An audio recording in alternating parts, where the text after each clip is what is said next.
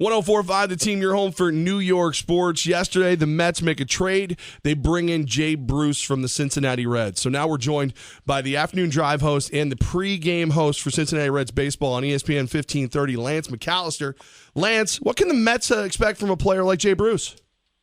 Guys, they're getting he was one of my favorites, and he was a fan favorite. But beyond that, the numbers on the field saw him this year really find the consistency at bat to at bat, pitch to pitch that he'd been looking for most of his career. He's always been a streaky guy, but in the end, I always said it was a weird kind of streaky because in 2011, 12, and 13, he averaged 32 homers and 100 ribbies. Now, he went a long way around through slumps and peaks and valleys to get there, but those were pretty consistent numbers. This season, he's really dialed in for a variety of reasons. I think his life has settled down. His wife delivered their first child, and he was really comfortable this season, and that's kind of the kick in the shin to Reds fans. They were finally getting, ultimately, the best out of Jay Bruce because his pace for 40 and 127 was far and away going to be a career year for Jay Bruce. Lance, I was reading he's the first guy since they've kept the RBI stat to ever be traded while leading the league in RBIs. Is there something else going on, or was it just a value dump?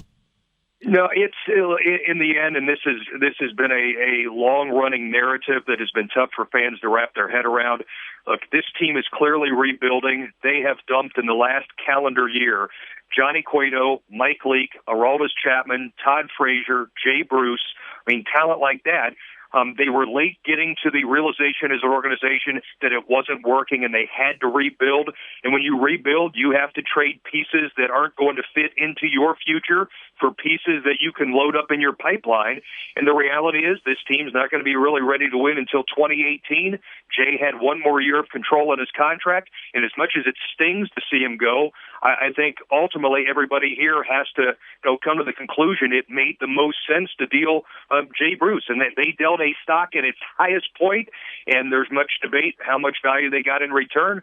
But I know this, he's going to be missed, and as Reds general manager Dick Williams told me last night on my show, there were more than a few tears shed in the locker room in the clubhouse yesterday, and Dick said last night on my show that Jay Bruce was ultimately everything you would want from somebody in our organization, and that's the sad thing. He's no longer here.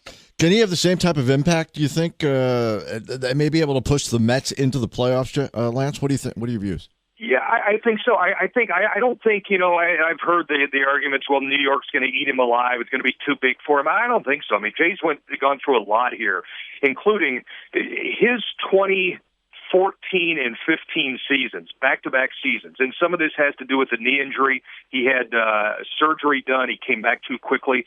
But the two previous years, Jay hit a combined 222 with a 288 on base, and in 294 games, struck out 294 times. I think people have lost sight of that, but he's a different hitter this year. He's more comfortable. He's more confident. He's very thoughtful. He's very analytical when it comes to discussing hitting. And Jay's always tried to keep it as simple as I have to hit my pitch and not the pitcher's pitch. And he's been ultimately better at that this year than any point in his career. Lance Mcallister joins us right now. He is the afternoon drive host on ESPN 1530, the pregame show host for Reds baseball. So I know the Mets were looking at Jay Bruce last year. Do you think his game will work in Citi Field? I mean, we've seen guys like Curtis Granderson take a back seat for a little while until they got used to it. Do you think he'll adjust quickly? I think he will because he's adjusted this year. And keep in mind, he's played in a bandbox at Great American Ballpark for years where it's very easy to get home run happy, and I think that's happened to a lot of hitters on this team. But Jay this year, and if you look at his, if I could use the sabermetric term, his spray chart, I mean, you'll see a lot of balls that he's hit the opposite way this year. He's been content to truly hit the ball where it's pitched. He can pull it, but he'll hit it up the middle. He'll hit it the other way. Teams have shifted a lot on him. He's made them pay a little bit more this year by going the other way. He's become more of a well-rounded hitter, and Jay's always someone who said, I'm not a 250 hitter. I shouldn't be a 250 hitter, and I think if you looked it up, he's probably a 249 hitter. He's finally evolved into a more well-rounded hitter this year, and I think that's going to play in New York. I think it'd play in any market around baseball right now. Lance, there's a team option on the deal for next season. Do you believe no matter what, he will test free agency in the future, or do the Mets have a chance to keep him? I think that's a great question. Jay, as I said, he's very down to earth. He's very I'll keep going back to thoughtful. I've said he's the type of guy if you were a father and your daughter came home and on the doorstep it was Jay Bruce said, "Dad, I'm going to marry this guy." You give him a big hug and say, "Man, welcome to the family." He's just that good a guy. I don't know ultimately what he's looking for beyond the terms of his contract. He's from Beaumont, Texas, or he's from Texas. The Reds signed him out of high school in Beaumont, Texas in 2005, and he's been a Red for that long. So he had the teams on his no trade list, a total of 8. I think it's a very good question of what he's ultimately looking for beyond this season. And I think to a large extent, a lot of that will have to do with how the final, 70 games or so go with the Mets, how far the Mets go, how he's received, how he performs. Lance Mcallister from ESPN 1530 in Cincinnati on 104.5, the Team ESPN Radio. And Lance, when you look at that trade that did go down, originally it was for Nimmo. He had a stress fracture in his foot. A lot of people think that the Reds just didn't really want him. They wanted Delson Herrera. Do you think there was a little gamesmanship on that whole medical part so they could get the player they really wanted? It's interesting. And when it turned out to be Herrera, there is certainly upside and potential in the futures game player and been to the big leagues at age 20 and 2 cups of coffee with the Mets. And yet, if you look, he doesn't, from a depth chart standpoint, the Reds are stuck with Brandon Phillips at second base. They can't trade him, and he doesn't want to be traded. They still have Zach Cozart at shortstop. One of the key pieces, the key piece in trading Todd Frazier was Jose Peraza, who's a middle infielder. Dilson Herrera is a second baseman. They just spent $6 million to sign a Cuban shortstop. So add it all up, and it's a big stack of middle infielders. Now, Dick Williams said last night you can never have too many of them, and I get the opportunity to maybe spin some off for some other things you're looking for. It just is curious from that standpoint that it's Herrera because he doesn't fill an immediate need, and there's not an immediate opening to plug him in. He'll begin tonight at AAA Louisville for the Reds and not in the Major Leagues for the Reds. Wow. What's the plan for the Reds going forward, Lance? Well, I think ultimately they're going to continue to try to put pieces together. They are clearly stacking as much young, controllable talent, upside talent, as they can find. And then they're going to sort it all out. That's what all these trades have ultimately, in their mind, been about. The pitching's gotten better. They were a disaster in the first 3 months of the season because they had arms that were hurt. They started the year with 6 pitchers on the DL. They honestly had pitchers here who had no business being here or weren't in a position or weren't ready to be here yet. But in the month of July, the bullpen was one of the best in the National League. They're getting starting pitchers back. Homer Bailey came back. And I think they want to continue to see progress and development from young guys, but and this is a source of fan frustration. They took a long time to come to this realization of a rebuild, and they're still stuck with a roadblock like Brandon Phillips. And that sounds mean, and Brandon's meant a lot to this franchise, and he's a Gold Glove second baseman, but he is realistically a roadblock in the development of a rebuild because he's at second base, and they have guys they want to plug in at second base.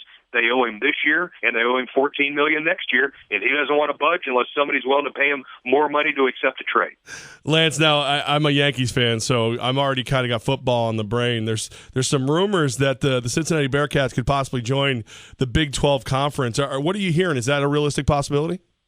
I think there is a belief that whether it's 2 or 4 in terms of expansion, that UC has done enough and has enough of a resume from the upgrades to their facilities, what they've done with the football stadium, which is a magnificent facility, the upgrades that are going to be underway soon on the basketball facility. If you look at the recent success of the basketball program, 5 consecutive NCAA tournaments, the football team, while it took a bit of a step back last year, it's been to 2 BCS Bowls. I think you add all that up and give the Big 12 a chance to plant its flag in the state of Ohio, in Big Ten territory, yep, and also in SEC territory, because this is big SEC territory because we're so close to the border of Kentucky. I think it's a win-win all around for the Big 12. I would find it hard to believe if they go with 2 more or 4 more that they wouldn't find UC as a team they'd want to hitch their wagon to. Lance, Cooperstown is right near here. Yeah, I know. I was there for the ceremonies for the first time in my life. I went with my dad and I went with my 16-year-old son, and it was absolutely spectacular. Oh, what a great memory that's going to be to have for you. You know, to have Junior is one of the 2, obviously, and just through that connection. But from walking this downtown, the streets of Cooperstown, to walking through that facility and turning into that wing with just the plaques, it was an overwhelming experience. We talked to the CEO of Cooperstown right before the big day, and the question about Pete Rose came up as to, will he ever get into the Hall of Fame? And his answer was sort of interesting, and in a nutshell, it really was not while he's alive. What do Reds fans feel about that? There is, and I'll say this as somebody who grew up, I've always said I'm a product of the Big Red Machine. When 75, 76, when they're winning, I was 9 and 10 years old. So that is firmly ingrained in my mind, body, and soul as my team, and Pete Rose has always been my guy.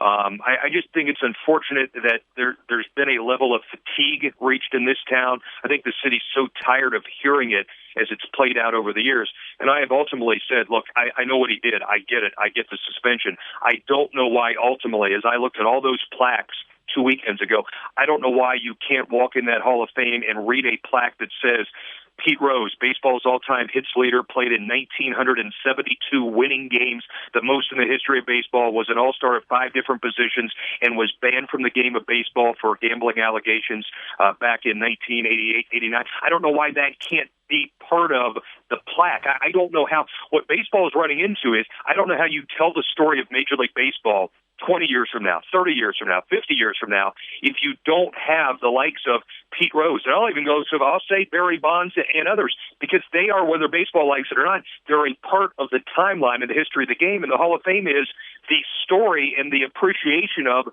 the history of the game. And I don't know why everybody's so afraid to say that it can be both, that he can be in and it acknowledged on that plaque for everybody to see. If I bring my grandson, hopefully someday, and I say to him, Pete Rose was one of the greatest players that Grandpa ever saw, and he really screwed himself because he gambled on the game and he got kicked out, but here's his plaque, and man, to have seen him slide head first, you should have seen it.